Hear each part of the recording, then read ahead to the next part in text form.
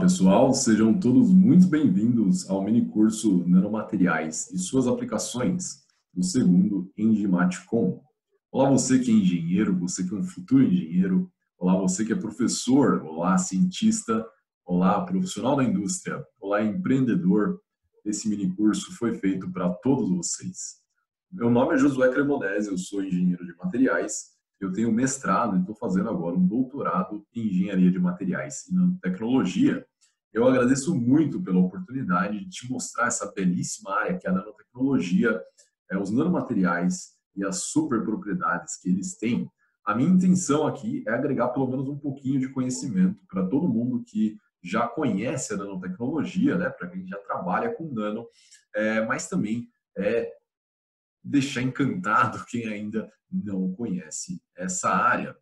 E nós começamos então esse curso admirando a beleza dessa imagem aí.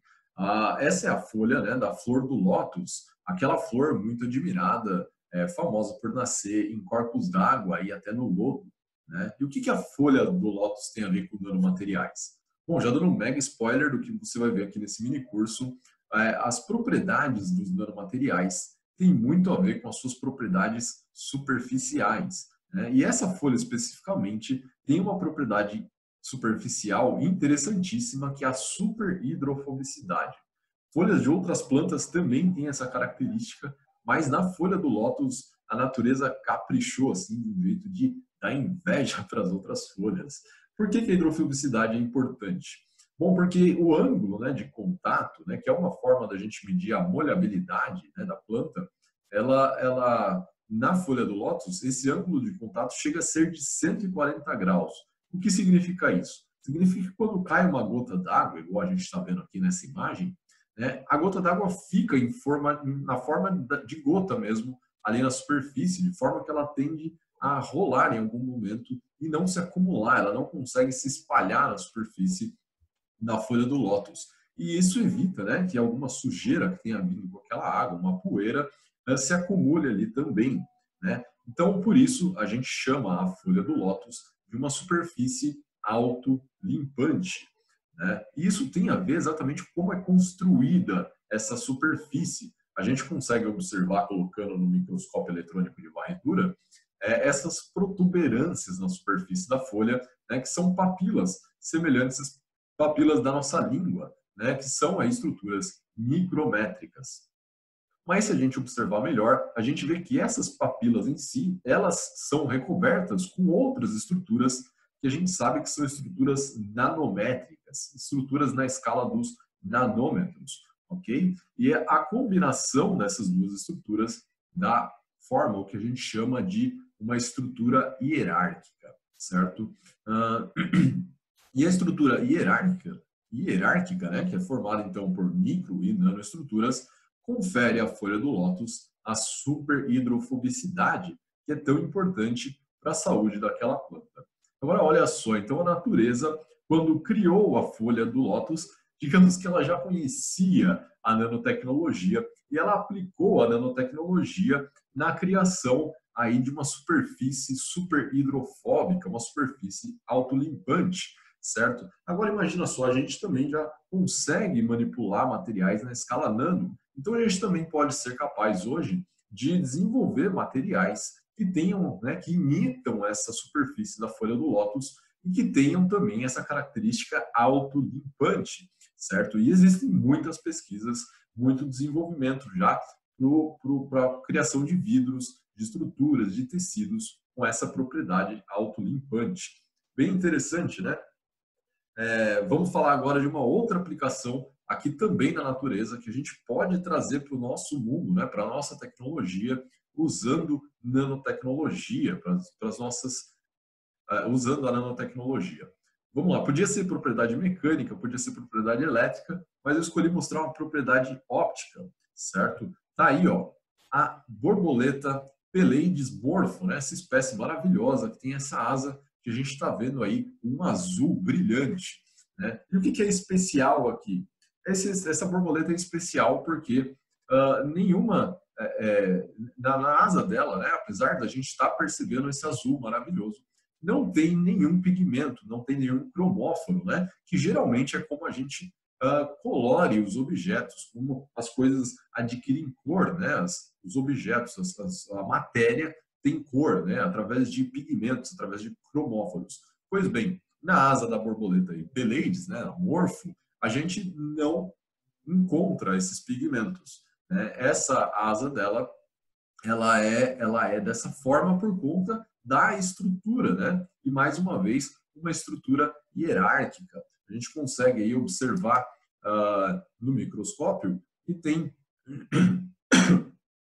que ela é formada por essas estruturas, né? Essas lamelas, que são estruturas micrométricas, mas lá no detalhe a gente consegue ver também que existem umas estruturas muito pequenas, que são nanométricas, ligando, né, essas lamelas, né, e essa combinação, né, esse padrão de repetição, né, no próprio esqueleto da borboleta, confere a ela, então, essa coloração azul, né, a luz interage ali, e a luz azul acaba refletida, e a gente percebe esse material, né, essa asa aí, com esse azul brilhante, maravilhoso, certo? E aí, nesse estudo aí, que está referenciado no slide, os autores, justamente a ideia deles foi replicar, né, essa estrutura, essa mesma nanoestrutura, em alumina, né, por uma técnica chamada de deposição por camada atômica. E o material, né, que tinha essa mesma estrutura, então, essa alumina que foi desenhada com essas estruturas horizontais e verticais, ele apresentou essa mesma característica da reflexão de luz azul. Então, esse é só mais um exemplo do potencial que os nanomateriais, que a nanotecnologia tem, né? Isso trazendo eles da natureza. Olha só que interessante.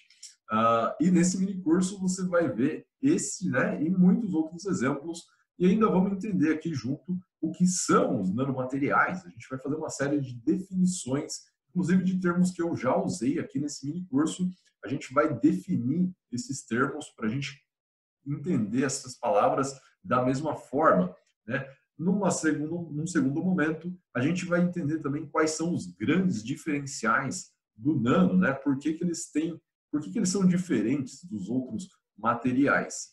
Depois vamos ver aplicações, já ligando essas aplicações com esses diferenciais. E para finalizar, uma perspectiva do mercado da nanotecnologia e o mais importante, que é o que eu digo que é a cereja do bolo desse curso, uma lista de formas para você atuar, para a gente ganhar dinheiro trabalhando com nanotecnologia, para essa ser a nossa vida profissional, certo? E essa lista serve para quem está na graduação, para quem já é graduado, pós-graduado, empreendedor, empresário, serve para todo mundo. Tem lá formas de atuar com nanotecnologia. Então sejam todos muito bem-vindos novamente. A gente vai agora começar de verdade esse curso, né? E como em qualquer curso, é bem importante que você esteja atento ao conteúdo, que você participe, né? Mas como assim eu vou participar? O conteúdo está gravado, eu não tenho aqui como interagir. Interage sim, faz anotação, certo? Anota aí o que é importante, o que você está aprendendo agora, e isso vai te ajudar a compreender melhor tudo que for falado. E se ficar alguma dúvida, tiver algum conceito que você queira discutir melhor e mais a fundo, fala comigo, né? Lá no final eu vou passar aí as minhas redes sociais e eu vou estar ansioso esperando aí. Vai ser um grande prazer esclarecer dúvidas, discutir algum conceito, né? Vou estar com certeza aguardando aqui o seu contato. Bom, vamos lá então para a primeira parte, né? O que são os nanomateriais? Algumas definições importantes para a gente seguir neste curso. Então vamos lá, o que são os nanomateriais? Bom, para a gente entender esse campo todo, né, uma primeira definição bastante importante é a definição do nano. Né? O que é um nano? A gente conseguir ter uma ideia, penso que distante do que seria um nano. Bom, nano, né, é o prefixo que denota um fator de 10 a menos 9, ou seja, a bilionésima parte de uma determinada dimensão. Essa convenção foi feita lá por uma resolução da Conferência Geral dos Pesos e Medidas em 1960 do Sistema Internacional de Unidades, certo? E aí, por exemplo, o nano, então, pode denotar a bilionésima parte de um metro, né? Que é o que a gente chama aqui em português de nanômetro, certo? Então, é a bilionésima parte de um metro. Nossa, mas a bilionésima parte é bastante difícil da gente ter uma ideia do que é isso, certo? A gente mal consegue pensar direito no que seria 1 bilhão. Imagina a gente pensar na bilionésima parte, né? O contrário, o inverso do bilhão. E o que a gente pode fazer é, então, fazer comparações de coisas muito grandes com coisas médias, digamos assim, coisas que a gente consegue manipular, coisas que a gente consegue ter uma ideia. Depois a gente leva isso para a escala do nanômetro. Dessa forma aqui, ó, eu preparei aqui um exemplo que é uma pista de aeroporto, né? Eu acredito que a maioria das pessoas já viu, já esteve no aeroporto, já viu e tem ideia da dimensão de uma pista de aeroporto, né? No caso aqui, nessa foto, é a pista do aeroporto de Guarulhos, aqui em São Paulo, mas ela tem 3,7 quilômetros de extensão, né? Mas é totalmente possível que uma pista tenha 4 quilômetros, como é o caso, por exemplo, da pista do Galeão, né? O aeroporto do Galeão, no Rio de Janeiro. Então, vamos imaginar uma pista de aeroporto aí com 4 quilômetros. Eu acredito que essa é uma coisa que a gente consiga imaginar. Muito bem.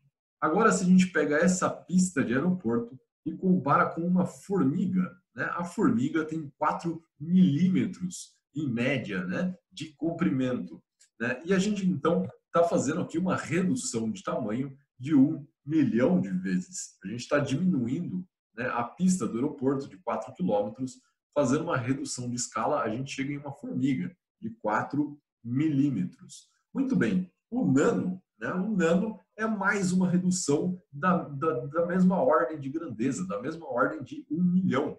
Né? A gente consegue pensar aqui numa partícula genérica, uma nanopartícula genérica de 4 nanômetros, certo? Ela teria também 1 milhão de vezes menos, uma proporção de 1 milhão de vezes menor que a formiga de 4 milímetros. Ou seja, eu preciso de 1 milhão de formigas alinhadas para dar a extensão dessa pista, e eu também precisaria de 1 milhão de partículas, de nanopartículas de 4 nanômetros para dar a extensão da formiga, certo? Mas você pode perguntar, mas será que é possível a gente chegar, então, numa partícula tão pequena? É possível a gente manipular, trabalhar com uma partícula tão pequena? Bom, é sim. Olha só, o fulereno, né, que é uma partícula que a gente vai ver aqui mais algumas vezes, que é a famosa, uma esfera, né, formada por 60 átomos de carbono, divididos aí em faces pentagonais e hexagonais. É uma partícula bastante usada, bastante aplicada, principalmente aí em conversão de energia solar. Bom, o fulereno, ele tem 1,1 nanômetros, ou seja, então não é só possível existir essa partícula genérica, né, de 4 nanômetros que a gente fez, como é possível existir partículas ainda menores, certo? Materiais ainda menores, como é o caso do fulereno, certo?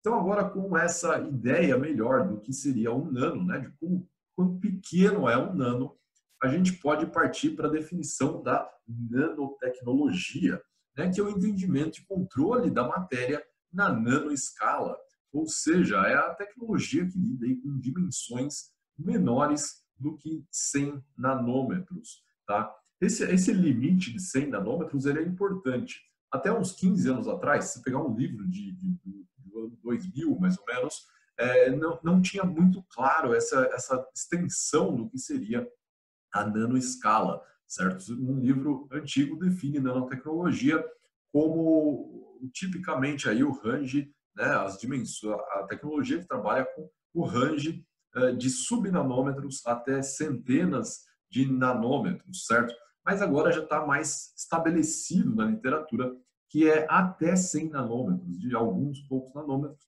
até 100 nanômetros, certo? E especialmente a nanotecnologia é a tecnologia que lida com manipulação de átomos e de moléculas, certo? A gente também pode dizer que a nanotecnologia é um novo campo, né? Ou um novo domínio científico, uma nova ciência, né? A nanociência também é um termo bastante usado. Vamos lá depois, uma outra definição importante aqui é o nanomaterial, né? O que é um nanomaterial? Como é que a gente pode definir, então, o que é um nanomaterial?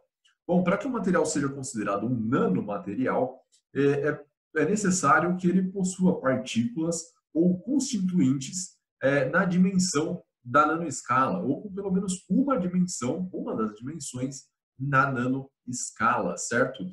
Então, um material que tem partículas muito pequenas, né, com dimensão na nanoescala. Ou um material que foi produzido por nanotecnologia.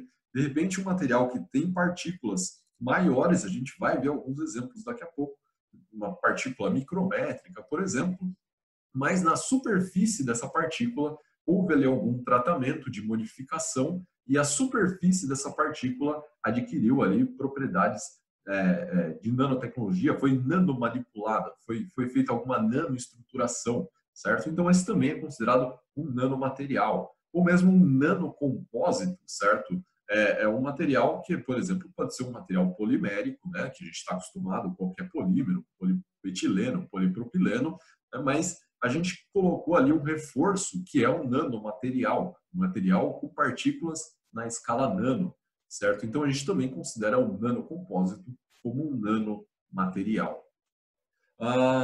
E aí, falando aqui, eu estou falando bastante em nanopartícula e nanomaterial, é importante a gente, às vezes, ver essa confusão aí, então é importante esclarecer o que é o quê. Muito bem, nanopartícula, a gente está falando mesmo da partícula do material, né? Por exemplo, aqui a gente tem 3 nanomateriais, né? O MOS2, o BN e o WS2, e esses nanomateriais estão aqui agora na forma de dispersões, né? Ou seja, eles estão dispersos nesses líquidos, provavelmente deve ser água mesmo, e eles estão aí dispersos e as nanopartículas dele, então as partículas que formam o nanomaterial, estão aí dispersas neste líquido, certo?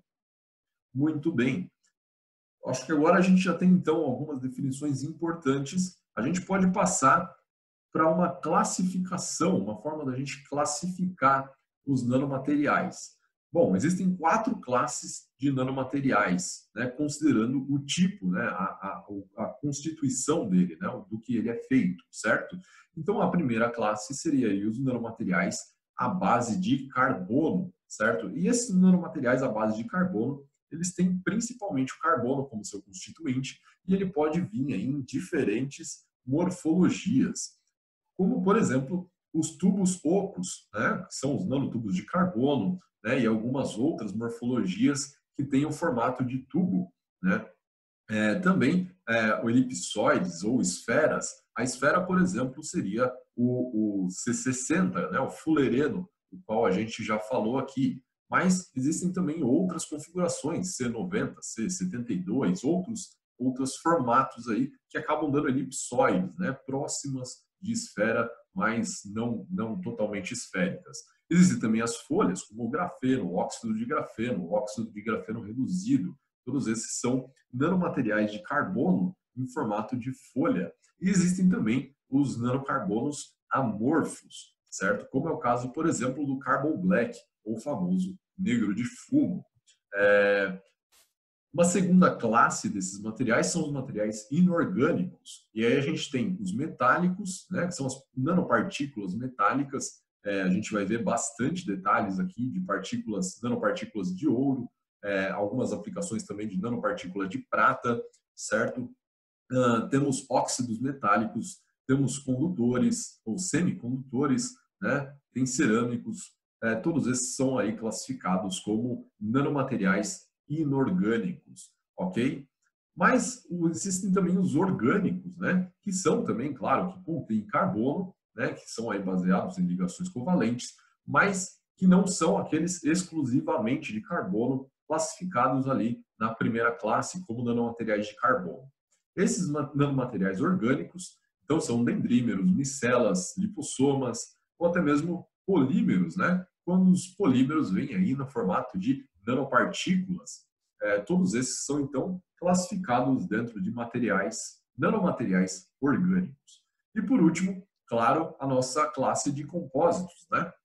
Que são híbridos que contêm alguma dessas classes, ou duas, ou três, ou as três classes até, né? Que são híbridos, são materiais formados por uma ou mais classes, e também os nanocompósitos formados por materiais que não são nano, com algum tipo de nano, pode ser o carbono, o inorgânico, enfim. Muito bem. Essa é uma primeira classificação, né? A classificação pela constituição desses materiais. Agora a gente pode ver aqui um segundo tipo de classificação de nanomateriais, que seria a classificação por conta da sua morfologia, né? Então, primeiro aqui, a gente tem o material que seria o 3D, né? Aqui no desenho, eu tenho aí um exemplo que seria o grafite, né? Por exemplo, algumas folhas de grafite pode ser classificado como material de 3 dimensões, né? Eu tenho essa espessura abaixo de 100 micrômetros, né? O que cabe aí muitas folhas de grafite, muitas folhas de grafeno formando grafite, né? E eu tenho aí então uma estrutura tridimensional, mas não só a estrutura do material bulk, né? Eu posso ter, como a gente vai ver daqui a pouquinho, nanopellet ou nanoflor ou estruturas complexas tridimensionais de nanomateriais. Uma segunda classificação, então, é se eu pegar uma daquelas folhas do grafite e isolá-la, né? E tiver aí o grafeno, que é o material que está ilustrado nessa imagem. A partir de agora, eu digo que a dimensão Z, né, a altura ou a espessura desse material, ela foi confinada, certo? A gente não tem mais essa terceira dimensão. E isso tem implicações importantes, tem a ver com os diferenciais desse material, como a gente vai ver aqui na próxima parte desse curso, certo?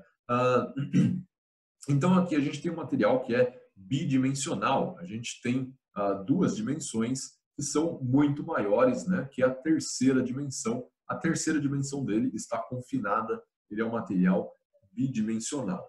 A gente pode, claro, dar mais um passo para frente e confinar a uma segunda dimensão desse material, de forma que ele passe a ter apenas uma dimensão considerável, digamos assim.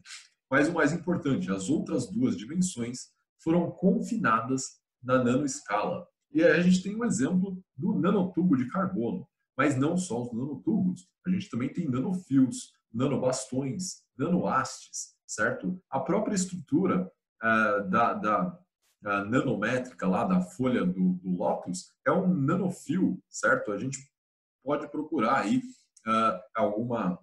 algum exemplo na internet, você vai ver que são nanofios que recobrem lá as papilas da folha do lótus. Então, nanohastes, bastões, existem várias outras classificações e entre elas também o material 1D seria o nanotubo. Ok? E aí, por último, quando as três dimensões do material foram confinadas. Então, eu tenho um material que as três dimensões dele são comparáveis e as três dimensões estão ali dentro da nanoescala, certo? As três dimensões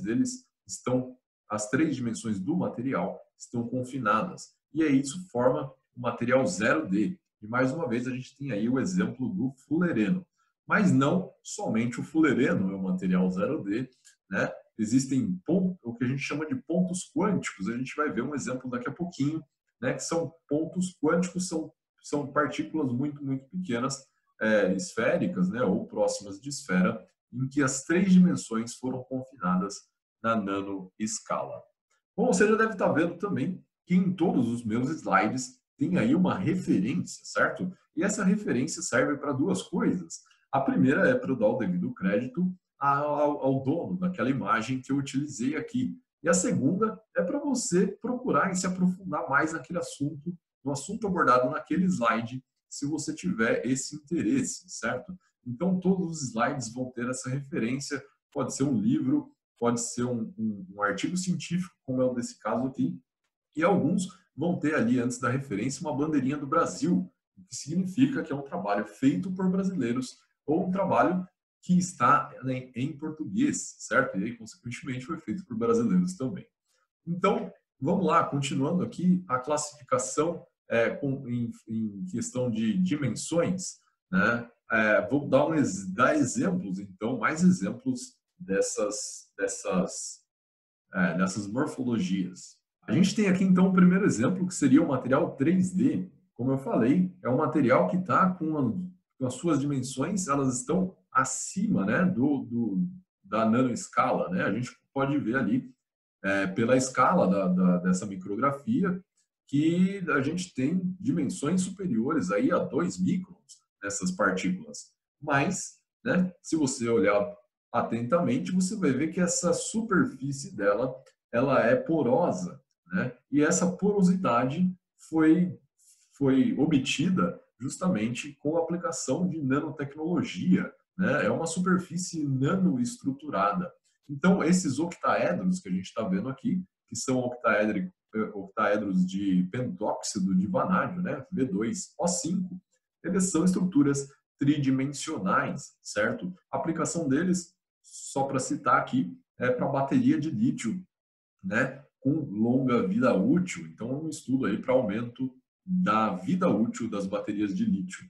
Aqui agora temos uma estrutura bidimensional. No caso aqui, você está vendo a imagem de disulfeto de molibdênio, certo? O MOS2, que é utilizado para muitas aplicações. Neste estudo aqui, de onde eu tirei essa imagem, a aplicação era para eletroquímica, né? Para reação de evolução de hidrogênio, né? Muito importante para a geração de energia. Mas eu, por exemplo, aplico o MOS2 em reforço de polímero, né? Reforço mecânico, aumento de tenacidade de materiais poliméricos. Então, existem muitas aplicações para o MOS2, uma partícula bidimensional que você está vendo aqui.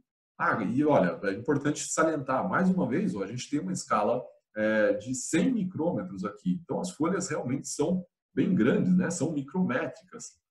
Elas estão na escala aí de centenas de microns, mas a espessura dela está confinada lá na nanoescala. Eu diria que deve ter em torno de 5 a 10 nanômetros a espessura dessas folhas. Então, são nanopartículas bidimensionais.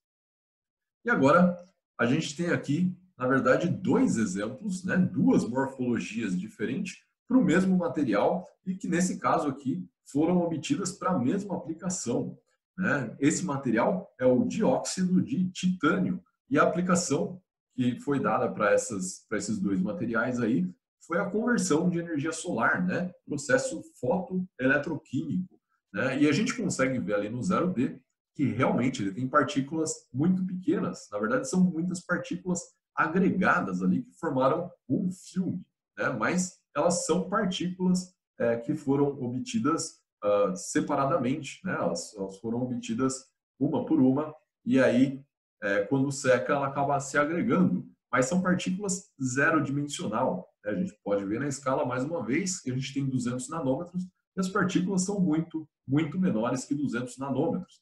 Né? E todas as dimensões delas estão próximas, logo é uma partícula zero dimensional, certo? Acontece aí um efeito que a gente vai ver daqui a pouco, chamado de confinamento quântico. Aliás, acontece no 2, no 1, no 0D também este efeito. No 1D, a gente vê então nanofios do dióxido de titânio, mais uma vez, também obtido para aplicação em fotoeletroquímica. Mas com certeza existem muitas outras aplicações para dióxido de titânio, tanto em unidimensional, se for possível obter em bi ou tridimensional, também vão ter aplicações interessantes para esse material.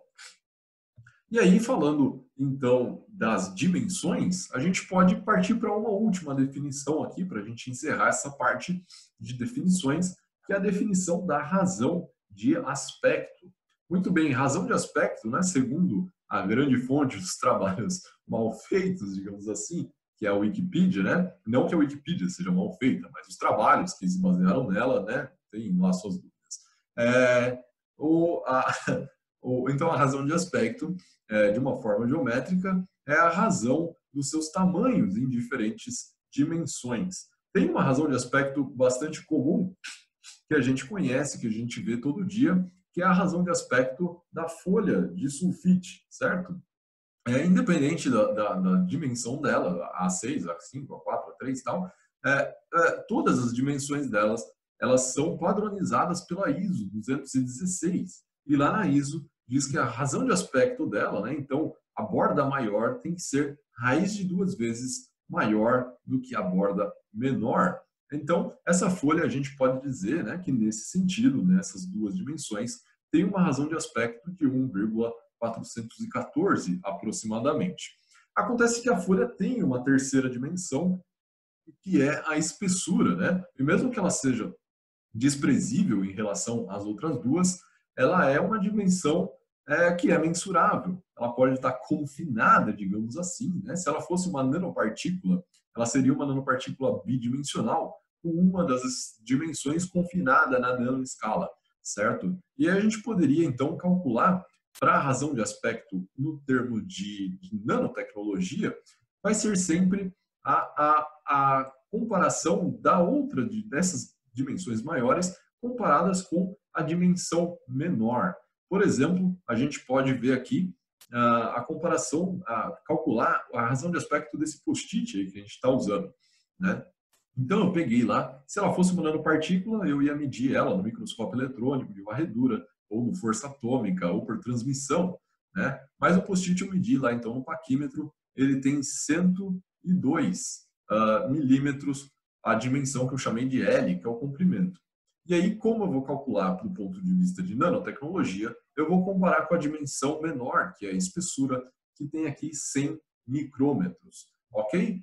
Então, eu faço aí a conta, então, a razão de aspecto, né, que é o S, é o comprimento dividido por essa espessura, né? E aí eu coloquei lá, então, 102 vezes 10 a terceira metros, sempre importante quando você for calcular a razão de aspecto. Se atente bastante às unidades de medida, porque você está comparando unidades de medidas diferentes, né, de escalas diferentes.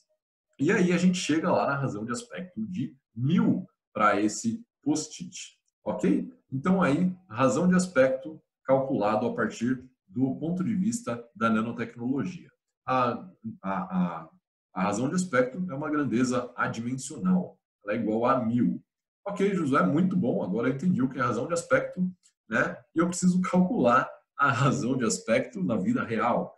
Na vida real, a gente tem aí uma microscopia de força atômica de partículas de óxido de grafeno, uma imagem que eu fiz recentemente lá no laboratório, certo? E aí eu tenho partículas bastante grandes, como essa daqui, que tem uma dimensão aproximada de 7 por 4, mais ou menos. E eu também tenho partículas que têm dimensões menores e outras muito menores aqui, né? Então, como é que a gente faz isso? Bom, a ideia aqui é a gente usar, então, o tamanho lateral equivalente ou o diâmetro equivalente. Ou seja, a gente calcula a área de cada uma dessas nanopartículas, leva elas, imagina que elas sejam quadrados, certo? Ou círculos, dependendo do seu material, né? E vê aí qual seria, então, o tamanho equivalente do lado, né? Desse quadrado, certo? E usa sempre uma média desses materiais, desses quadrados todos, para calcular a razão de aspecto, né? E aí a gente tem, então, distribuições dos tamanhos, também tem distribuições das alturas, e a gente calcula lá a razão de aspecto. E olha só, deu aqui igual a do meu post-it. Eu tenho 1 micron, em média, de lado, certo? Desses quadrados equivalentes, e eu tenho uma altura média de 1 nanômetro. E aí a minha razão de aspecto dos do meu óxido de grafeno é uma razão de aspecto de 1000, certo? Com isso, então, a gente fecha as definições e a gente pode ir para a próxima parte, né? Para a segunda parte desse curso, aplicações, já vendo, aliás, diferenciais, já vendo as aplicações que a gente tem, né? Levando em consideração aqueles diferenciais dos nanomateriais. Mas antes de seguir aqui, eu queria saber, né, como é que está indo aí as suas anotações. Está aprendendo bastante coisa? Tá? Ou a maior parte desses conceitos você já conhecia? Né? Não deixe de comentar comigo lá no LinkedIn ou no meu Instagram. Eu vou passar depois aqui no final as minhas redes sociais, tá? Não deixa de comentar comigo, eu estou bastante curioso para saber essas coisas.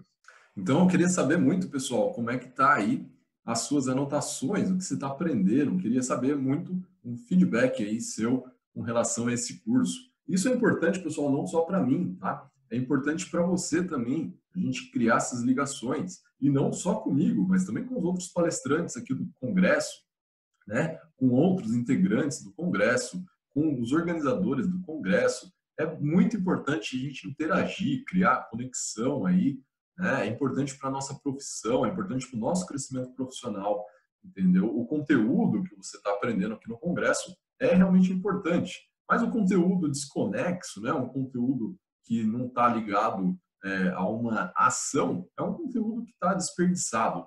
Então, bastante importante que você converse com a gente, que a gente tenha uma ligação mais profunda, que a gente possa conversar e a gente cria uma rede de conexões, né? As ideias daí vão crescendo cada vez mais, viram ações e viram produtos, viram soluções, viram serviços. Isso é bastante importante para o nosso crescimento profissional e para o desenvolvimento da nossa profissão, certo? Então, não deixa lá no final de comentar comigo aí o que você achou do curso, trocar aquela ideia, a gente conversar, discutir algum conceito, vai ser bem legal. Vamos lá então, pessoal, para os diferenciais, né, e aplicações relacionadas a esses diferenciais. Antes, aliás, né, uma pausinha rápida aqui para a gente dar uma olhada na chamada curva da Gartner, né? A Gartner é uma importante companhia de pesquisa e consultoria que desenvolveu aí essa metodologia para avaliação de tecnologias, certo? E eles perceberam, né, que geralmente quando se tem uma inovação, quando tem uma nanotecnologia, assim como os nanomateriais que a gente vai ver nesse curso, né, com as aplicações que tem aqui nesse curso, a gente sempre tem, né, quando tem lá um gatilho de inovação, ou seja, alguém observou alguma coisa, alguém elaborou uma ideia tecnológica ali, né? Foi no laboratório, viu que dá certo, falou para todo mundo, publicou lá um artigo científico, colocou na mídia, né? E a gente teve então um gatilho da inovação. E aí o que acontece é que cria-se muita expectativa em torno daquela tecnologia. Muita gente começa a imaginar, inclusive, outras formas de aplicar aquela tecnologia e que ela vai salvar a nossa vida e que vai mudar tudo, né? Foi assim, por exemplo, com o grafeno, as expectativas em cima do grafeno, até quem é totalmente leigo na área criou alguma expectativa, né? A mídia geral saiu falando que o grafeno vai revolucionar, vai mudar toda a nossa vida, e aí então aconteceu esse aumento enorme de expectativas. Acontece que quando a gente começa a aplicar aquela tecnologia, quando várias pessoas começam a estudar aquilo, quando várias pessoas começam a tentar, né, entender melhor, acontecem muitas falhas, certo? E aí a expectativa acaba caindo, né, ao longo do tempo. Então a gente vai lá do que a gente chama de pico das expectativas infladas para o abismo da desilusão com aquele material, com aquela tecnologia, com aquela aplicação, certo? Mas acontece que aí vem uma segunda geração, né, de pessoas, de empresas, de pesquisadores, né, que analisam melhor tudo aquilo que foi feito, né, tanto quando a gente estava aumentando a expectativa, quanto depois quando caiu as expectativas, aprende com os erros. Então tem um aprendizado sobre aquela tecnologia e aí então acontece um crescimento, mais uma vez, na expectativa daquela tecnologia, né? E ela sobe uma chamada rampa da consolidação até chegar lá no planalto da produtividade. Pois bem, todos os materiais, todas as aplicações que a gente vai ver aqui nesse curso a partir de agora, elas estão em algum ponto dessa rampa, né? Dessa curva. Pode ser que ela esteja apenas no gatilho da inovação, certo? Alguém fez, publicou e a gente já vai analisar ela aqui. Algumas, na verdade, estão lá no pico das expectativas infladas, outras já subiram a rampa da consolidação e estão no planalto da produtividade. Então, eu vou sempre pontuando aqui, quando a gente falar de uma aplicação, onde que ela está. Ok? Vamos lá então. Começar então falando dos diferenciais. Bom, essa imagem é bastante famosa, né? É um grande diferencial dos nanomateriais, está ilustrado aí. Vamos ver aqui ponto por ponto. Bom, primeiro então, se eu pego uma determinada quantidade de matéria e fabrico com ela um cubo de 1 centímetro de lado, certo? Um cubo regular aí, todos os lados do mesmo tamanho, com 1 centímetro. O que acontece é que eu tenho então um objeto, né, que tem 6 centímetros quadrados de área superficial. Ok, o que a gente pode comparar 6 centímetros quadrados? Bom, aquela paleta que o cara que toca violão, guitarra, utiliza, né? Uma dessas superfícies dela, uma dos lados dela, tem em torno de 6 centímetros quadrados. Ela tem aí 2 por 3 centímetros de dimensões. Então, aquela quantidade de matéria que eu utilizei para fazer um cubo de 1 centímetro por 1 centímetro por 1 centímetro dá uma área superficial semelhante à de uma paleta de tocar violão, certo? Agora acontece, se eu pegar aquele mesmo cubo e dividir ele em cubos menores, agora com 1 milímetro, né, de lado, aí eu vou ter então 1000 cubos, né, de 6 milímetros quadrados cada um. E se eu somar a área superficial de todos esses cubos, eu vou ter quase a área do post-it que a gente estava usando aqui, que a gente usou lá para calcular a razão de aspecto, que é uma área de 60 centímetros quadrados, né? Tem só desconsiderar essa área aí que está marcada no post-it, a gente tem uma área de 60 centímetros quadrados. E se eu for além disso, eu não tenho a imagem aqui, mas eu vou imaginar que eu tenho agora cubos de 1 micrômetro, certo? Aquela mesma quantidade de matéria, aquele cubo de 1 centímetro que eu tinha feito, eu dividi em cubos de 1 milímetro, e agora eu vou pegar cada um dos cubos de 1 milímetro e dividir em cubos de 1 micrômetro.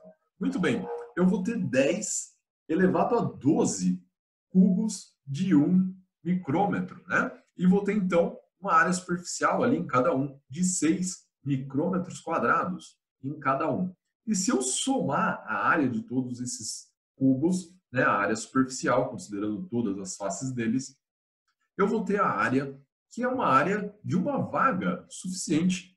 Eu vou ter 6 metros quadrados de área e a área suficiente para estacionar aí confortavelmente com Smart for Two, né, esse carrinho simpático da Smart. Muito bem, então, olha, com a mesma quantidade de matéria, eu fabriquei uma área superficial de uma paleta, né? Agora eu tenho área superficial de uma vaga de carro, certo? Uma vaga de estacionamento. Então, com a mesma área, com a mesma quantidade de matéria, eu já aumentei muito a área superficial. Agora, então, a gente vai para o nano, que é o nosso maior interesse.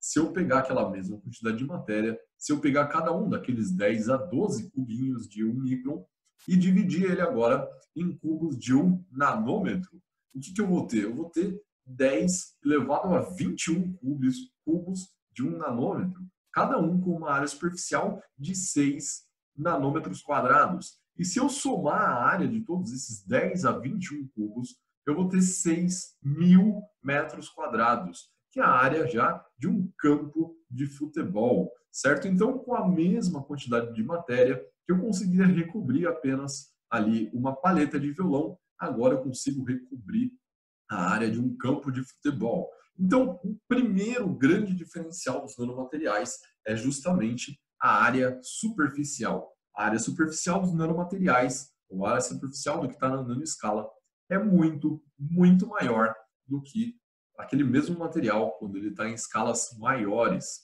certo? E isso dá uma superfície de contato maior. E a superfície de contato é interessantíssima para aplicações como a reatividade química, né, para reações químicas. Então, eu tenho uma porção muito maior do material em contato com os materiais, né, com os outros reagentes daquele meio, né? E isso afeta, claro, a reatividade também. Então, a gente vai ter uma velocidade de reação por conta da área superficial ser muito maior, a velocidade de reação também pode ser muito maior, né? Ou eu posso, por exemplo, conseguir fazer a mesma reação com uma quantidade muito menor de reagentes.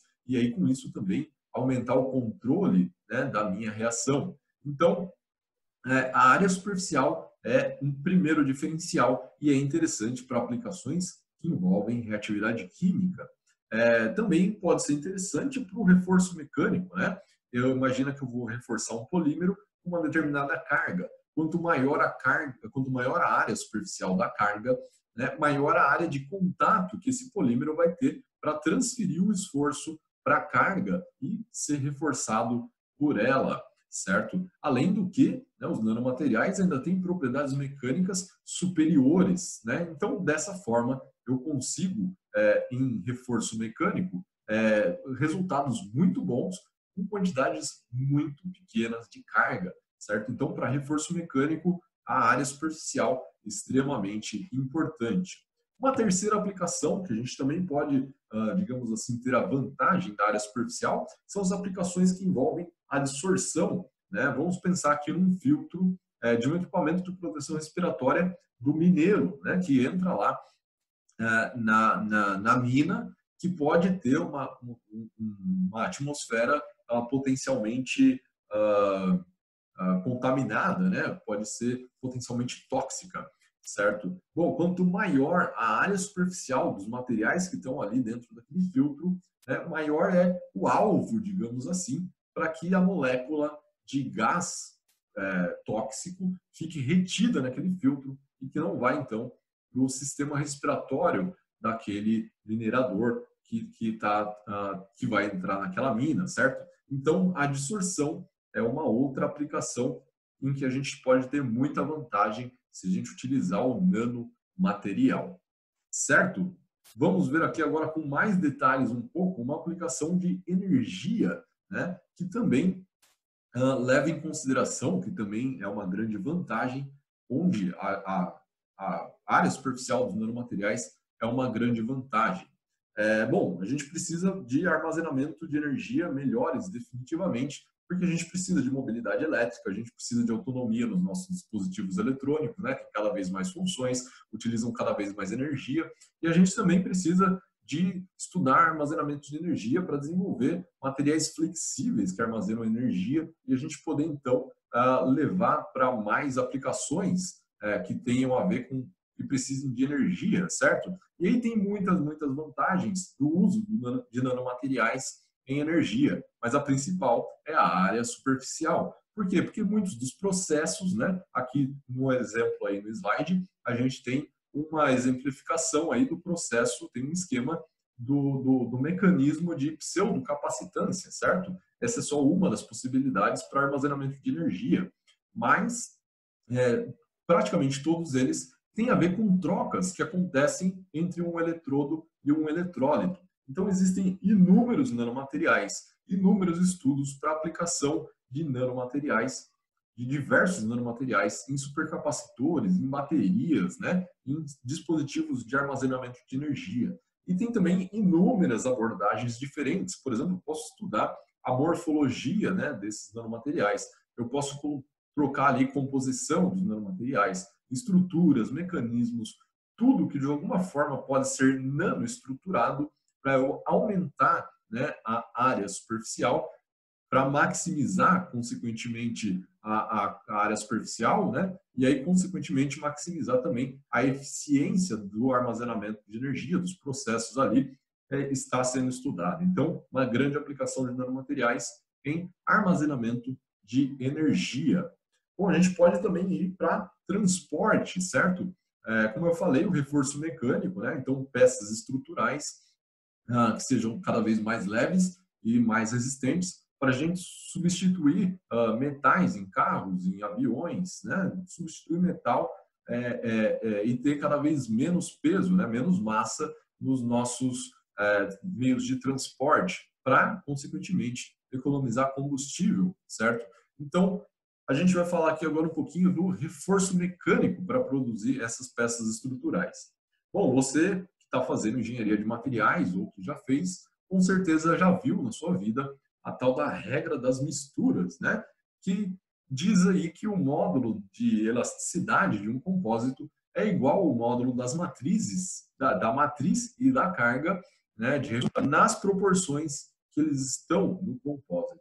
Olha só que bacana. Então, a gente tem a informação de que o grafeno tem um módulo de elasticidade de 1 terapascal. Opa, então se eu colocar ali o grafeno, certo? Mesmo que seja só 0,5, que vai ser o VF, eu colocar ali 1 terapascal no EF, nossa, vai dar um ganho enorme. Eu vou ter um polímero com uma capacidade, com um módulo de elasticidade muito maior que de um metal. Então vamos fazer esse compósito, vamos lá, corre. E olha só, foi aumentando, aumentando, aumentando a expectativa em torno dos compósitos, né? Mas aí o pessoal fez e viu que não dá tudo isso assim, né? Dá uns 20% de ganho. E aí já foi diminuindo a expectativa em relação ao reforço mecânico, certo? E a gente já passou, inclusive, pelo vale da desilusão. Mas espera aí, deu 20% de ganho utilizando 0,5% de grafeno? É mais ou menos isso que a gente vê por aí. Então, isso, opa, teve, né, uma segunda geração aí de pesquisadores, né, as empresas, opa, isso aí é interessante, não preciso de 1 terapascal, mas se eu tenho um ganho de 20%, eu quero saber mais sobre isso.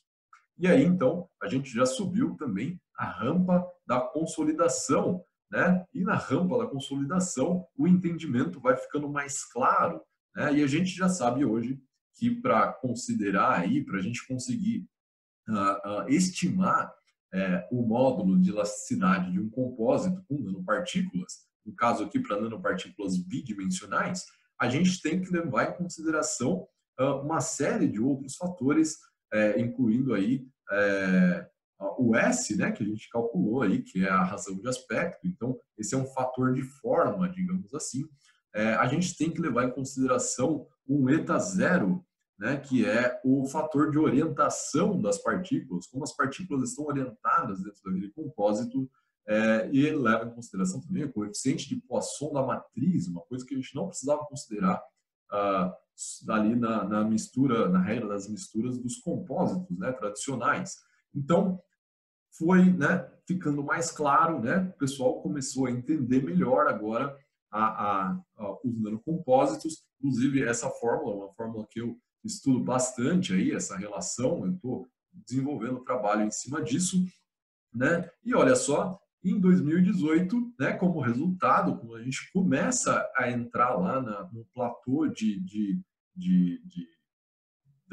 produtividade dessa tecnologia, né, a Ford já avisou, né, que algumas peças do Mustang e também da F-150 lá nos Estados Unidos vão ser agora compostas por grafeno, né, vão ter grafeno na sua composição. Então são algumas peças e nessas peças eles conseguiram aumentar 20% das propriedades mecânicas. Eles conseguiram também aumento de 30% de resistência à temperatura, né? E o principal, que era o que eles estavam querendo, eles conseguiram diminuir a emissão de ruídos naquelas peças em torno de 17%, e isso usando apenas 0,5% de grafeno. Mas, claro, mais uma vez, né, tem toda uma curva para a gente chegar num resultado desse. A própria Ford anunciou que gastou pelo menos 4 anos estudando esses materiais, melhorando ali a composição, certo? Para chegar nesses resultados. Então, são 3, 4 peças do carro, né? Tampa de bomba, tampa do motor, grade de combustível, coisas assim, que vão levar 0,5% de grafeno na composição ali de uma peça que provavelmente de poliuretano, espuma ou alguma coisa parecida com isso, certo? Então, tá aí já, reforço mecânico, a gente começa a ver no mercado algumas aplicações que contêm nanomateriais para reforço mecânico, né? A gente já começa a vê-las no mercado em aplicações de grande produção e de relevância, né? Bastante importância.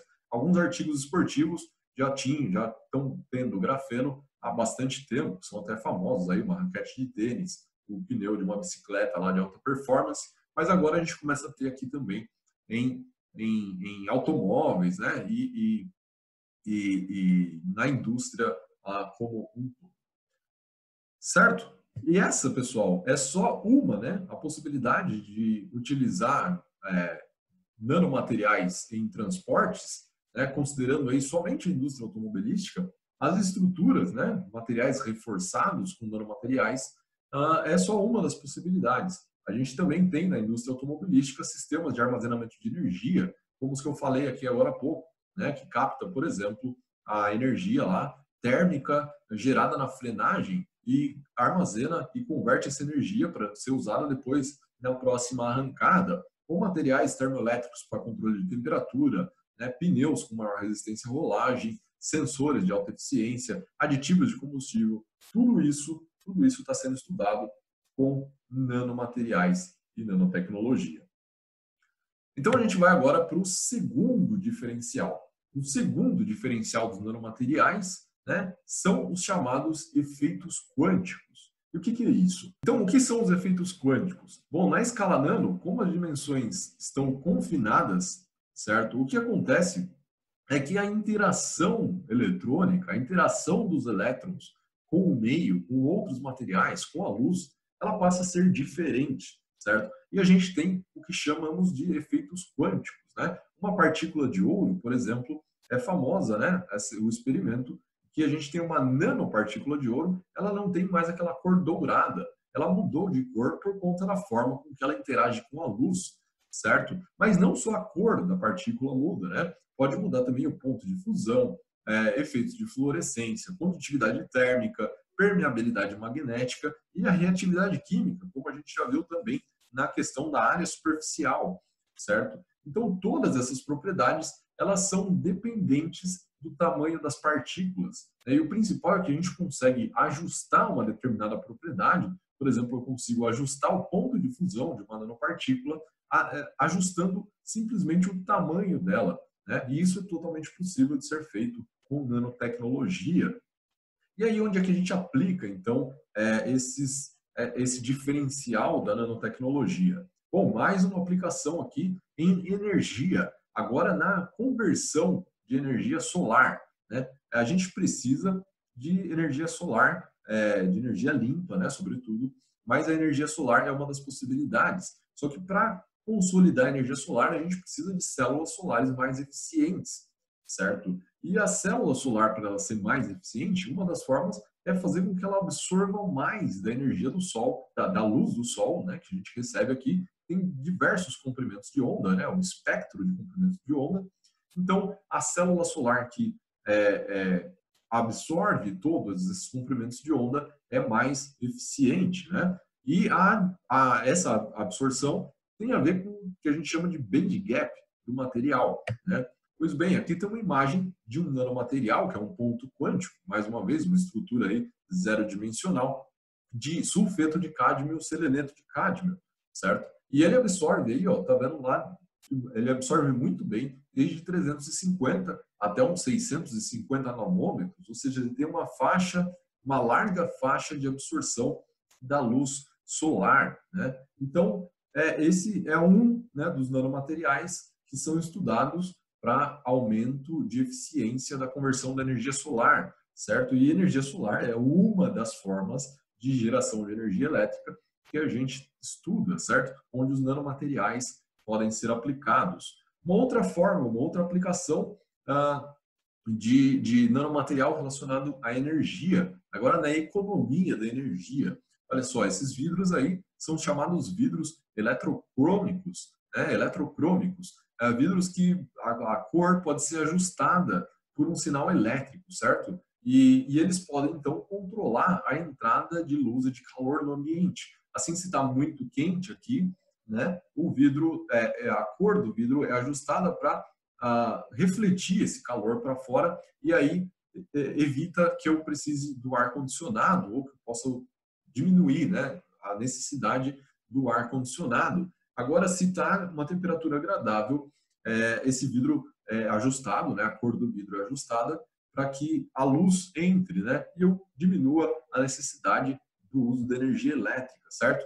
Então, essa é uma tecnologia, e olha só, é uma tecnologia que já está lá no patamar da produtividade na curva da Gartner, certo? A gente tem essa imagem aqui, por exemplo, e essas informações que eu estou falando, elas foram retiradas do site da Saint-Gobain, né? Uma grande produtora de vidros. e que produz já em larga escala para grandes edifícios os vidros eletrocrômicos, certo? Então, essas duas aplicações, né, de nanomateriais, que são os vidros e a conversão da energia solar, são exemplos aí do aproveitamento do efeito de confinamento, né, os efeitos quânticos que a gente tem no confinamento dos materiais, que podem ser aplicados em soluções tecnológicas. Agora a gente vai para o terceiro e último diferencial que a gente vai citar nesse curso, que são os efeitos biológicos. O que significa isso?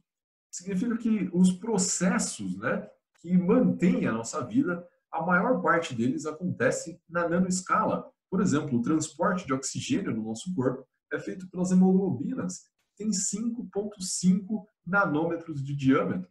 Ou a nossa informação genética está lá armazenada numa fita de DNA que tem 2 nanômetros de diâmetro. Então, os nanomateriais, em geral, né, são muito promissores para aplicações biológicas e de biomédicas, certo? As nanopartículas, elas têm as dimensões adequadas para interagir com sistemas fisiológicos, com células, tecidos e outros, certo? Então, elas podem agir, por exemplo, como biomarcador, né, ou como amplificador de sinal de uma determinada doença, para a gente usar isso no diagnóstico daquela doença, né? E isso com uma precisão, com uma sensibilidade muito maior do que qualquer outro método. Aqui, por exemplo, a gente tem as nanopartículas de ouro, né? Falando mais uma vez lá do efeito quântico, aqui a gente vê que, de acordo com o tamanho, né, as nanopartículas têm tamanhos diferentes em cada uma dessas soluções, e elas vão então da cor mais avermelhada até uma cor roxa, certo? O efeito quântico, lá o segundo diferencial que a gente viu. Mas agora, aplicando elas aqui em soluções, certo? A gente sabe que essas nanopartículas de ouro, elas têm muita afinidade com grupos tiol, certo? Aquele grupo enxofre-hidrogênio. Então, elas são facilmente funcionalizadas com anticorpos, peptídeos ou com proteínas, por exemplo. E aí elas podem ser usadas tanto no diagnóstico quanto no tratamento de tumores, né, por exemplo. Então, eu funcionalizo ela com uma proteína ou um anticorpo que tenha afinidade, né, que vá se ligar com aquele tumor.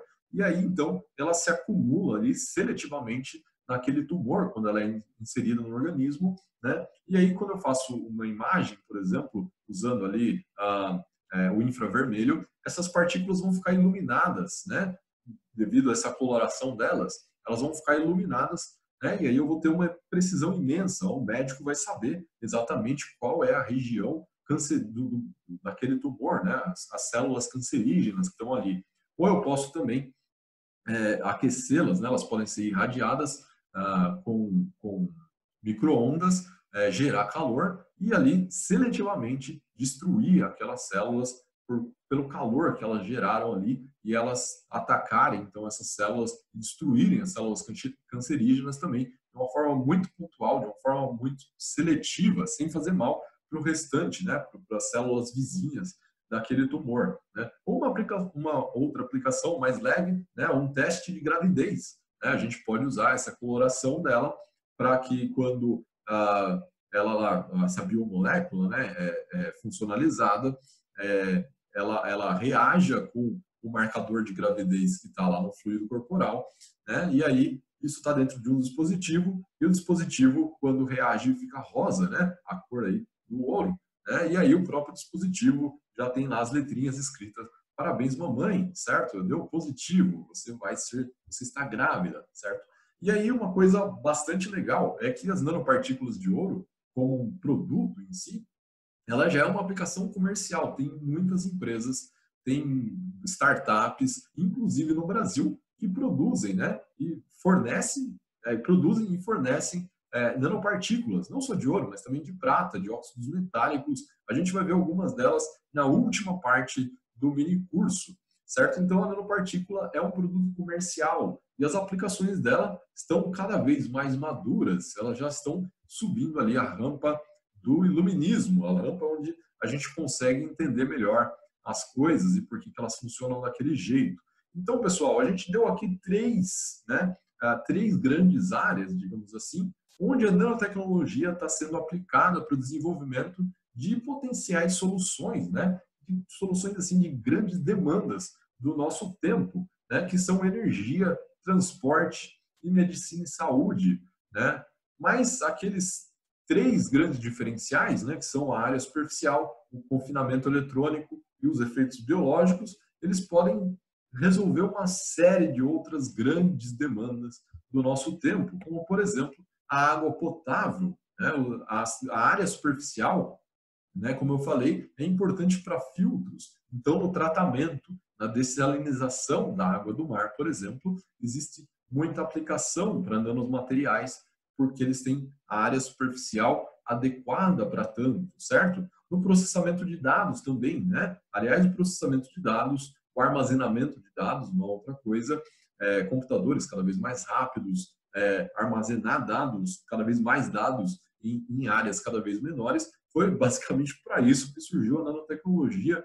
Foi essa a ideia principal do Feynman, naquela famosa palestra dele em 1959, certo? Foi lá que deu um start assim, para a nanotecnologia, digamos assim. Então, processamento de dados tem muita aplicação também do nano, certo?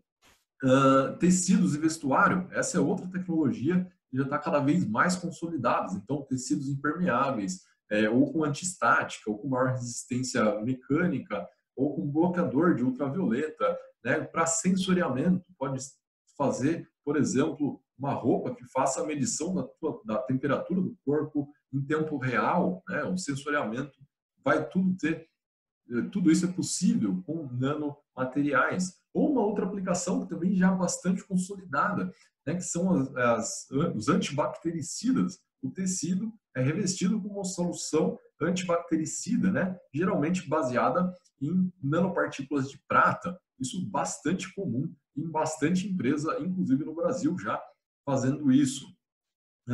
Ou em alimentos, né? Outra grande demanda do nosso tempo, entre a produção e o consumo, a gente desperdiça uma quantidade enorme de alimentos. Então, embalagens inteligentes, embalagens que dão informação para o cliente, como, por exemplo, essa marquinha vermelha que está aí nessa embalagem, né? Ela é uma possível aplicação de nanomateriais. Aliás, é possível de fazer isso apenas com nanomateriais, certo? Ou a embalagem que conserva o alimento por mais tempo, sendo, por exemplo, uma barreira, né, impermeável a oxigênio, que evita que o oxigênio deteriore aquele alimento. E, por último aqui, mas não menos importante, a construção civil, certo? Também tem muita aplicação de nanomateriais, concreto nanoestruturado, concreto que vai secar mais rápido, que vai ter melhores propriedades mecânicas, né? Ou até mesmo de dispositivos, de sensores que são colocados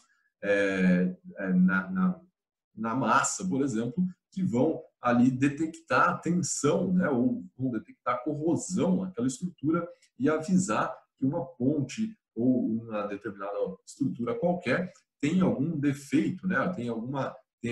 Precisa de alguma interferência, certo?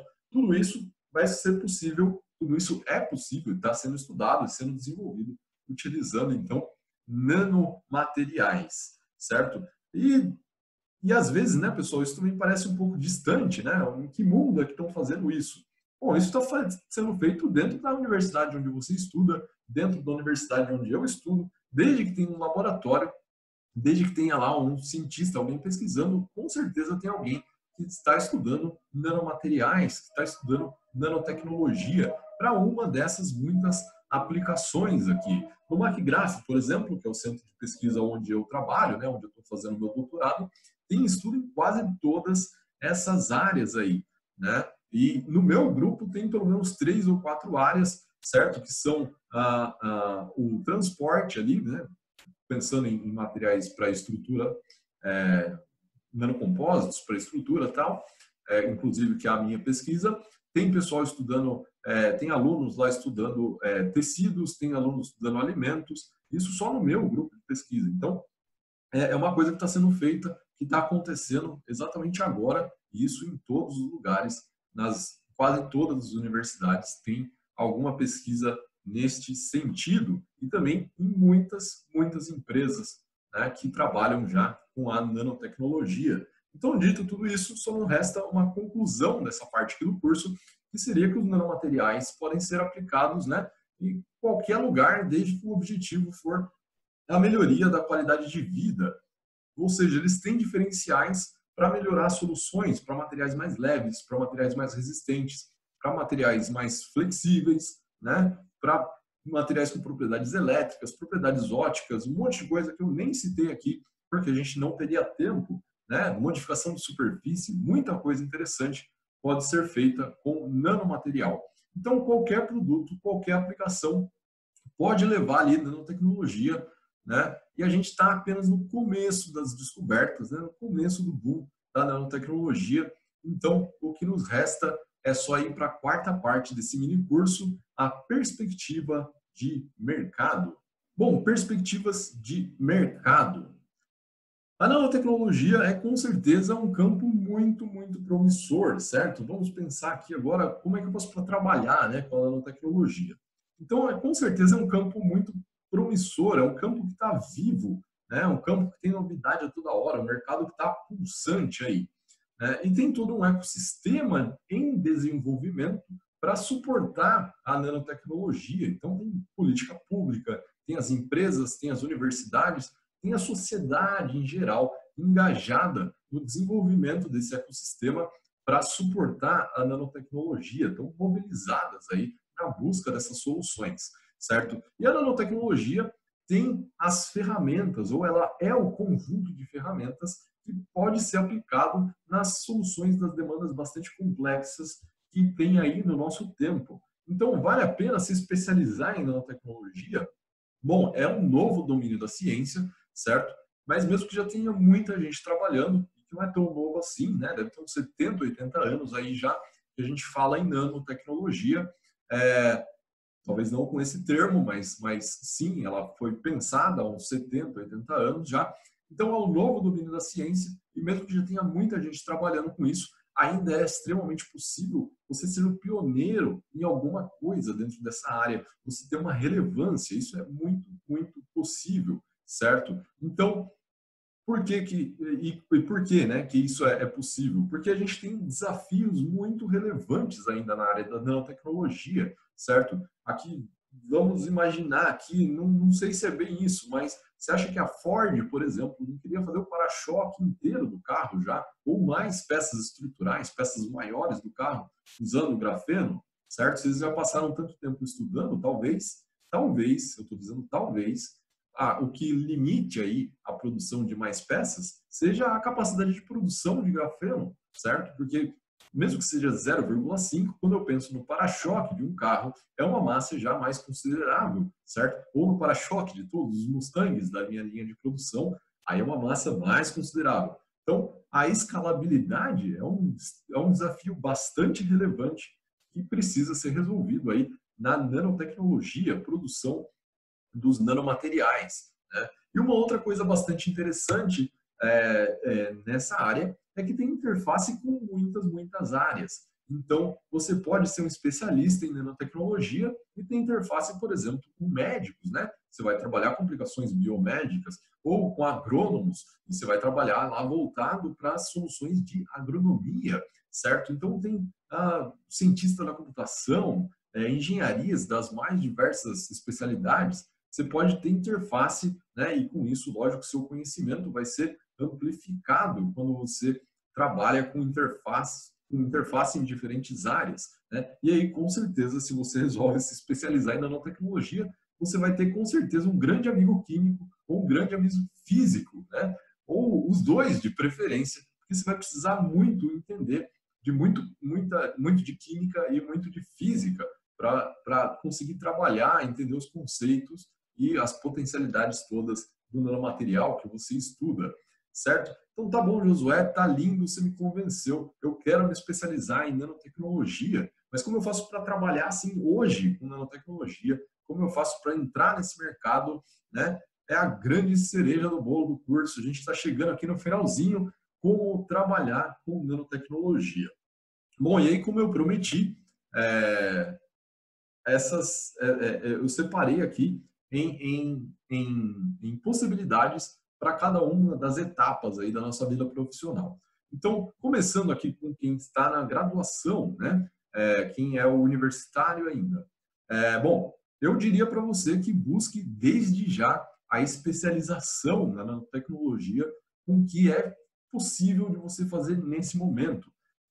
E aí são várias possibilidades. Por exemplo, você pode buscar lá um professor lá na universidade que já trabalhe com alguma coisa, né, na área aí de nanotecnologia e fazer uma iniciação científica com ele. Você vai estudar bastante, você vai conseguir se aprofundar, você vai conseguir ter um panorama muito bom já se você fizer uma iniciação científica, certo? Ou outras atividades extracurriculares em geral. Aí tem muitas, cada universidade tem um tipo diferente, certo? Mas muito bacana, sei lá, uma empresa júnior, alguma coisa que forneça soluções em nanotecnologia, é uma forma interessante de você já começar, desde já, se especializar nessa área. Ou você pode também, de repente, na sua universidade não tem pesquisa, né? E mesmo que seja um trabalho puramente uma monografia apenas, né? Que você não faça experimento científico, mas você pode fazer já o TCC da sua formação, né? O seu trabalho de conclusão de curso voltado para alguma área, né? Algum assunto que te interesse em nanotecnologia. Então, para quem está na graduação, a minha sugestão é que já se especialize desde agora. E se você tem a possibilidade também, né, ou a necessidade, que é o caso da maioria, de fazer um estágio, você pode também já buscar esse estágio de uma forma mais seletiva, né? Em empresas, e aqui eu estou colocando 4 empresas apenas, mas existe um universo de empresas no Brasil, em todas as regiões. Aqui, por exemplo, se eu não me engano, tem umas 3 regiões diferentes, essas empresas que eu estou citando aqui. E são empresas que desenvolvem soluções, né, ou que fornecem nanopartículas, como é o caso da NChem, por exemplo, ou a CCEM Brasil, que é um laboratório de alta tecnologia, que é privado, certo? Independente, e cujo o objetivo deles é tirar as grandes tecnologias do papel e transformar em processo, produto, serviço, usando sempre a tecnologia mais avançada que existe. Então, uma possibilidade também é você já fazer o estágio, né, nessas empresas. Aqui tem 4 exemplos apenas. Existem muitas outras empresas que trabalham com nanotecnologia. E mais uma coisa também, no site delas, geralmente tem lá nossos clientes, né, cases de sucesso, né, que essas empresas divulgam, né? E aí você vai encontrar lá uma série de empresas que já incorporaram alguma solução nanotecnológica nos seus produtos, né? E aí essas empresas também são uma possibilidade de você atuar com nanotecnologia, desde que você esteja na área daquele produto, certo? Então, isso para quem é universitário. Eu vou dar mais uma dica daqui a pouco, que é o empreendedorismo científico. Eu falo disso já já, que é possível também para quem está na universidade ainda, mas eu falo já já quando eu for falar dos graduados, né? Quem já é engenheiro ou já tem a graduação finalizada. Então, a minha dica aqui é que você descubra qual dessas grandes áreas, né, qual dessas aplicações é aquela que mais te instiga, que mais te motiva, a que é mais interessante para você, certo? No meu caso, hoje está sendo a produção de nanocompósitos, né, estruturas. É isso que eu tenho estudado no momento, certo? Mas aí você escolhe, então, qual que é a área que mais te instiga. E aí começa a estudar, né? Vai em fundo naquilo ali, procura na literatura científica, procura palestras, procura especialistas, conversa sobre isso, né? E aí considera, com todo esse conhecimento que você tiver, considera uma dessas possibilidades aqui. A primeira possibilidade seria fazer uma pós-graduação stricto sensu. Então, você vai trabalhar dentro de um laboratório, né? Você vai desenvolver um projeto que tenha nanotecnologia naquela área e bastante, e vai aprender fazendo, aprender, né, já aplicando de alguma forma a nanotecnologia, né? E aí procura então um professor, um orientador e escolhe pelo professor, tá? Não escolhe pela universidade não. eu quero trabalhar com tal orientador, independente da universidade onde ele trabalha, né? Porque você vai trabalhar com esse cara e é bastante importante que você tenha afinidade com ele e que ele seja um cara relevante na área, que tenha uma produção científica relevante. Então, escolhe pelo orientador, vai lá, bate um papo com ele, mostra o seu projeto, mostra suas ideias e começa, então, uma pós-graduação stricto sensu. As vantagens de você seguir por esse caminho seria que você vai se aprofundar muito no assunto, né? E você tem a possibilidade de se tornar uma autoridade, uma referência naquele assunto. Além do que, no final, você ainda tem o título de mestre e de doutor, né? Tem a possibilidade de lecionar e tem a possibilidade, uma relevância maior para ser um consultor, por exemplo. A desvantagem, né? Tudo tem uma desvantagem, é que você vai ter dedicação integral, ou seria bem interessante se você tivesse dedicação integral, e o retorno, né, financeiro durante o período da pós-graduação não é lá grande coisa, né? Mas é um caminho possível, né, para você seguir, certo? Outro caminho seria você ser um engenheiro especialista, né? Trabalhar como especialista numa dessas empresas aqui ou nas muitas outras, como eu citei, né? E é possível também, você vai aprender na prática, né? Vai se aprofundando com o tempo, né? E vai ter um retorno um pouco melhor, o retorno financeiro imediato, pelo menos, um pouco melhor do que o cara que escolheu a pós-graduação, certo? Ou se você já tem mais conhecimento, você pode... aqui eu colocaria, não sei, eu acho que o cara tem que ter na pós, tem que estar na pós, já tem que estar terminando a pós, mas atuar como consultor, certo? Você ter já uma experiência relevante ali naquela área, então você pode atuar como consultor de nanotecnologia para essas empresas mesmo e para outras empresas que são os clientes deles também, certo? Se a consultoria, é claro que você tem que ter um perfil todo voltado para isso, né, para ter sucesso na carreira de consultoria, né? Se a consultoria for a área que te instiga, conversa comigo, a gente troca uma ideia. A outra possibilidade, que eu falei que também vale para quem está na graduação, né, é o empreendedorismo científico.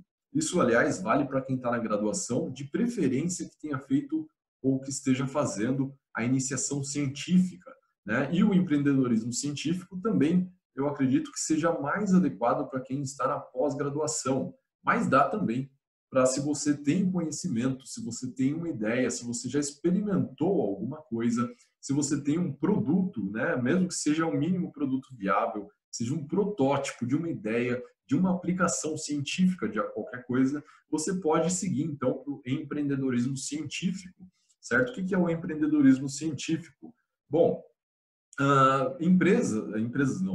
fundações, né, de apoio à pesquisa, como tem aqui em São Paulo a FAPESP, cada estado tem a sua, né, elas abrem editais de inovação, né? Aqui em São Paulo, a FAPESP abre o PIP, né, que é o programa de inovação em pequena empresa. E essa pequena empresa pode, no começo, nem existir ainda, pode ser apenas uma equipe formada aí por você e mais 2, 3 amigos, certo? Que vão entrar, então, com um projeto nesse edital, né? Buscando um orçamento, né? Que inicialmente, na FAPESP, aqui em São Paulo, nesse projeto, nesse programa, é de cerca de R$200 mil. Então, você vai fazer um orçamento de R$200 mil que você pode usar para a bolsa, para a equipe, e pode usar para compra de equipamentos e compra de alguns serviços, certo? Para quê? Com o objetivo de desenvolver aquele seu protótipo, aquela sua tecnologia, aquele material que você desenvolveu, que você pensou ou que você estuda para uma determinada aplicação, você vai desenvolver ele com a intenção de transformá-lo num produto, né? Você comercializar um produto ou comercializar um serviço baseado nele. Então, é bastante possível o empreendedorismo científico, certo? O país precisa muito disso e existe aí uma oportunidade enorme, porque muita coisa interessante que é feita na universidade acaba ficando dentro da universidade e não vai para o mercado, justamente porque essa ponte não é simples de ser feita, é um desafio legal, é uma aplicação legal, uma forma legal de você trabalhar aí, fazendo empreendedorismo científico. Isso, mais uma vez, eu vou falar, serve para quem já fez uma iniciação científica, que tem lá alguma coisa que pode virar um produto na sua iniciação, certo? Tem lá um material, ou desenvolveu uma aplicação, estudou, né? Alguma coisa que pode virar um produto. A mesma coisa para quem está na pós-graduação, né? Você fez lá um mestrado, desenvolveu um material, um compósito, alguma coisa, né? Ou estudou um determinado material para aplicar para uma determinada aplicação e quer transformar ele num produto. O empreendedorismo científico é uma possibilidade para você. E se esse for a sua vocação, né, digamos assim, pode procurar consultorias como a Emerge, certo? Que é uma consultoria de inovação especializada em transferir a tecnologia da bancada para o mercado. Se for lá na Emerge, fala com o Guilherme Rosso e diz que o Josué te indicou, certo? Agora não, Josué, ok, eu não me encaixo em nenhuma dessas possibilidades. Eu trabalho numa empresa, ou eu sou dono de uma empresa, né? E eu tenho aqui produtos que eu gostaria de melhorar usando nanotecnologia, ou eu gostaria de desenvolver soluções usando nanotecnologia. Então, tem sim possibilidades para empresas, né? Ou para colaboradores de empresas, digamos assim. A primeira possibilidade, né, seria buscar, então, parcerias ou consultorias dessas empresas que eu listei aqui. As empresas que fornecem soluções, que fornecem produtos de nanotecnologia, como nanopartículas, por exemplo, como é um mercado que está em desenvolvimento ainda, elas não oferecem apenas o produto, mas elas também oferecem uma solução de engenharia, né, uma solução, uma consultoria de como você aplicar, como você desenvolver aquele produto deles para o seu produto, certo? Então, é bastante interessante a parceria que elas fazem para o desenvolvimento do seu e do próprio produto deles, certo? Então, é uma possibilidade.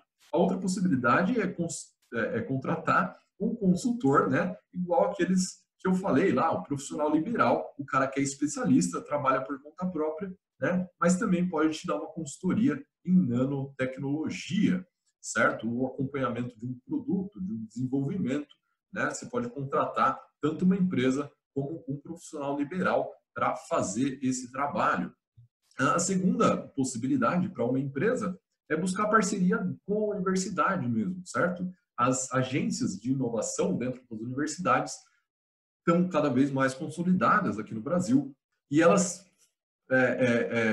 têm feito parcerias, né? Inclusive o CNPq abre editais, né, em que um determinado projeto de pesquisa é feito numa parceria com o CNPq, a universidade e a empresa, certo? A minha bolsa de doutorado, por exemplo, vem de um projeto desse. A empresa paga uma parte da minha bolsa para o CNPq porque ela tem interesse em ver o resultado da minha pesquisa. Ela não interfere na minha pesquisa, a minha pesquisa é independente, é feita apenas dentro da universidade, certo? Mas a empresa tem interesse em ver aquele resultado. Então, a minha pesquisa vai beneficiar eles, vai ser aí uma matéria-prima, digamos assim, né? A informação que tem ali vai ser uma matéria-prima para o desenvolvimento futuro deles.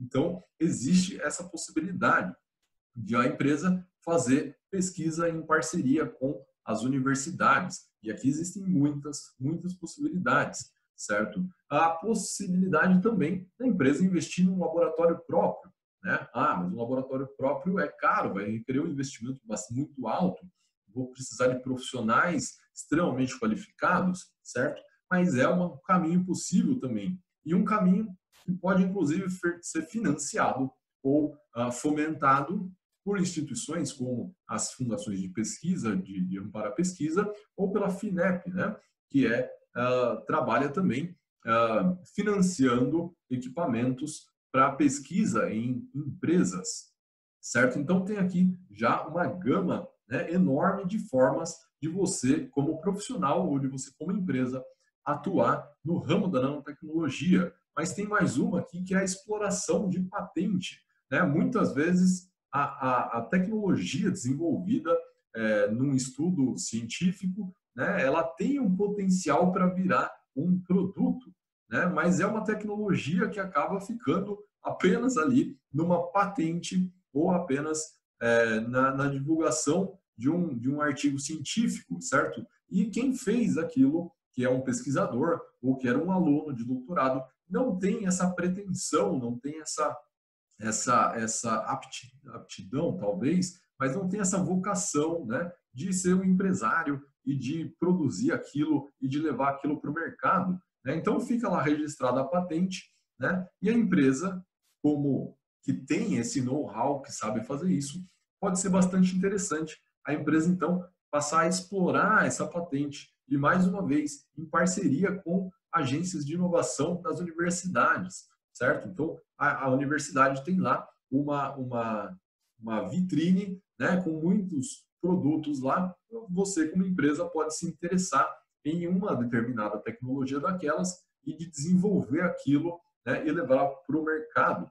Claro que isso é quase o empreendedorismo científico. Você vai ter que desenvolver realmente, porque ele está lá numa maturidade tecnológica muito baixa ainda, em torno de 3 ou 4, né? E a gente precisa chegar numa maturidade tecnológica no ano 9 para levar isso definitivamente para o mercado.